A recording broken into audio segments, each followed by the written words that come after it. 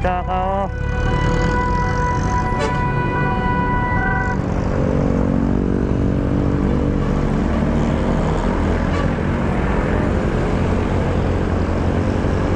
Galing na motorcycle lane dito oh. Oo. Motorcycle lane exclusive sa mga motor.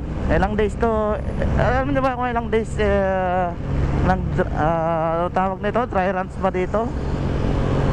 Para lang sa exclusive motorcycle lane. Alam niyo ba pagkakaiba ng exclusive motorcycle lane sa exclusive bus lane sa EDSA?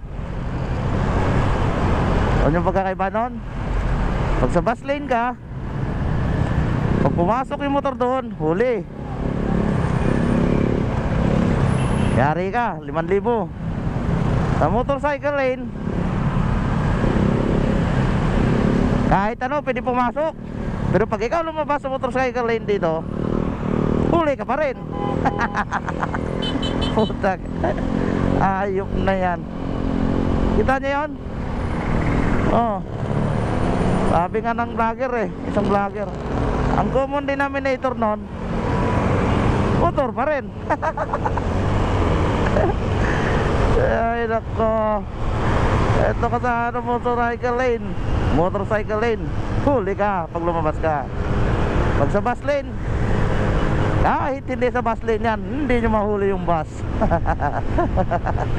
Diba? Ay, ganon yun. Gayon, ganon dito sa Commonwealth. Pag lumabas ka dito sa motorcycle lane, huli ka. Pero kahit anong motor pwede pumasok, kahit anong sasakyan pwede pumasok sa motorcycle lane, walang huli. Pag sa bus lane ka, sa bus lane lang yun.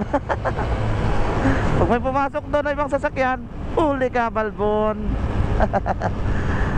Ganun lang. Wala lang, masabi ko lang. Babo.